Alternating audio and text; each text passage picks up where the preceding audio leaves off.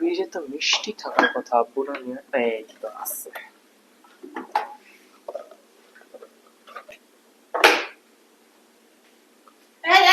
মিষ্টি খাবি না? মিষ্টি রাখ। এই মিষ্টি হচ্ছে মেহমানের জন্য।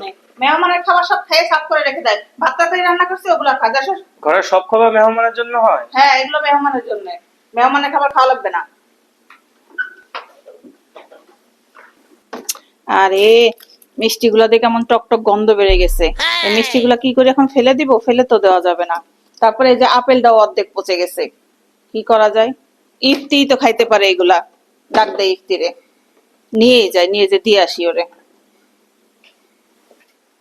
এই ইফতি, হ্যাঁ, এই মিষ্টিগুলো যে ফ্রিজে আছে খাইতে পারো না? সবকিছু কি হাতে তুলে তুলে খাওয়াইতে হয়?